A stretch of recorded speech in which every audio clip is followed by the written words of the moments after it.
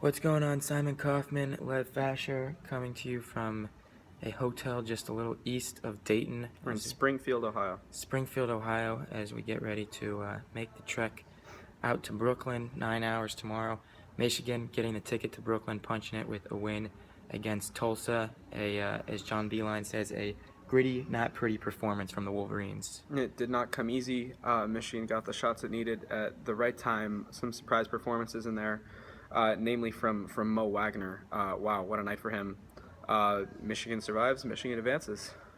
Wagner with a big spark coming off the bench after Mark Donnell picks up a foul, then Ricky Doyle picks up a foul, and Beilein puts in Wagner and kind of rides him in that first half. He only had 2 points in that first half, a big dunk, but it seemed like it was the spark Michigan needed. He had a couple of blocks and 5 rebounds, and for a kid that was watching Michigan play in the Final Four a couple of years ago back in Berlin, the moment wasn't too big for him. Yeah, 4 blocks actually for Mo, and I don't think Beilein was riding him just because some guys picked up some fouls. It wasn't really a foul trouble thing. Mo was just the hot hand at the 5, this isn't a Purdue, this isn't an Iowa. This Tulsa team wasn't overwhelming Michigan down low, and Mo could hang with these guys, and he was the most energetic presence on the boards and defensively. Mo Wagner, rim protector. He had 2 career blocks going into tonight, and he had 4 tonight.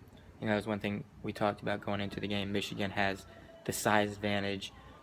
Tulsa is really only big guy in the starting rotation. Brandon Swanigan, 6'9", so Wagner used his extra inch and extra couple pounds that he had on him to his advantage. Swanigan held to 9 points during the game.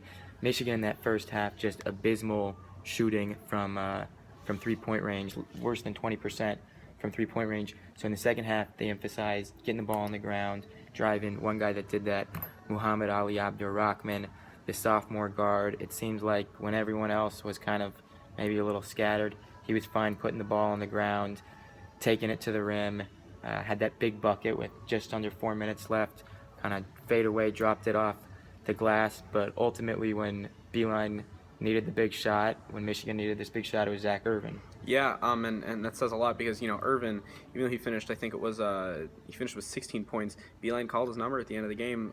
He was not shooting well before really hitting a couple big shots down the stretch, and Beilein put him in some action off a ball screen, gave him the option. It wasn't necessarily a play for him, but gave him the option to pull up.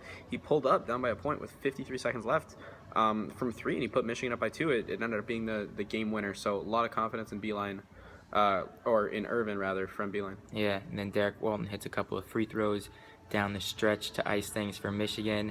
And, you just look at across the board for Michigan, 4 guys with double figures: Irvin, Walton, Abdur-Rahman, and Robinson. And Robinson, 13 points, just 2 threes. People wouldn't have thought that at the beginning of the year when he was only scoring multiples of threes. Either 4 words, Simon. Yeah, for what? Well, not just a shooter. Duncan Robinson. Not just a shooter. Not just Duncan a shooter. Robinson even picked up a charge tonight. He was putting the ball on the ground and getting toward the basket.